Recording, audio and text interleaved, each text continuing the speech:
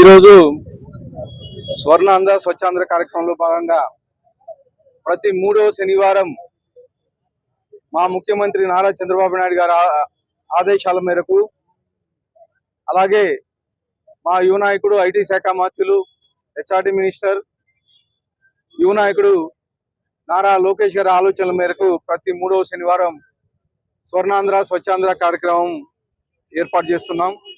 మా తెలుగుదేశం ప్రభుత్వం ఏర్పడిన తర్వాత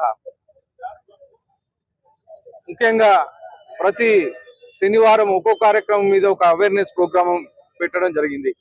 ఈ వారం ప్లాస్టిక్ రహిత రాష్ట్రాన్ని చేయాలని చెప్పేసి ఈరోజు పబ్లిక్ అవేర్నెస్ పెట్టడం జరిగింది. ముఖ్యంగా గత సంవత్సరం అనంతపూర్ అర్బన్ నియోజకవర్గంలో అనంతపూర్ మున్సిపాలిటీలో 100% ప్లాస్టిక్ నివారణ చేయడం జరిగింది.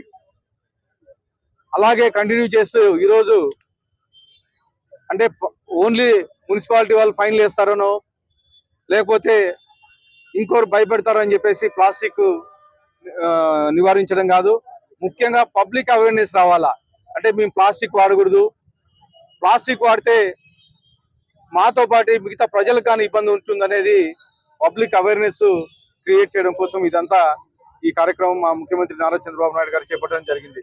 ముఖ్యంగా అనంతపురం అర్బన్ నియోజకవర్గంలో డిస్కవరీ అనిల్ లాంటి వాళ్ళు ముందు ఉండి ఈ ప్లాస్టిక్ రహిత కార్యక్రమం చాలా బ్రహ్మాండంగా చేపట్టారు. గత నేను ఎమ్మెల్యే అయినప్పటి నుంచి నా వెంబడి ఉండి ఇక్కడ ప్లాస్టిక్ ఎక్కువ ఉంది, ఇక్కడ ఎక్కువ ఉంది అని చెప్పేసి అవేర్నెస్ తీసుకొచ్చి అన్న ఈ షాపుల వాళ్ళు కానీ అమ్ముకోకుండా చూడండి అని చెప్పి చాలా వరకు అవేర్నెస్ తీసుకొచ్చి గత సంవత్సరం 100% చేసే విధంగా కృషి చేసాం. కానీ ఈసారి కానీ అదే కంటిన్యూ చేస్తాం. కానీ షాపుల వాళ్ళే కాదు, పబ్లిక్ అవేర్నెస్ కానీ పెరగల. ప్లాస్టిక్ వాడకూడదు, పేపర్ బ్యాగ్స్ కానీ లేకపోతే క్లాత్ బ్యాగ్స్ కానీ ఇవి వాడేటట్లుగా పబ్లిక్ అని అవేర్నెస్ పెంచుకోవాలని చెప్పేసి ఈ కార్యక్రమం ఏర్పాటు చేస్తున్నాం.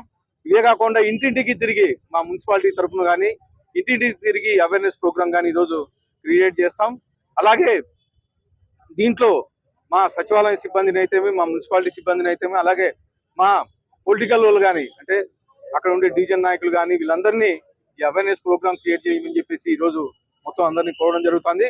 ఖచ్చితంగా అనంతపూర్ మున్సిపాలిటీని 100% ప్లాస్టిక్ రహితంగా చేయడానికి కృషి చేస్తామని చెప్పేసి తెలియజేస్తాం.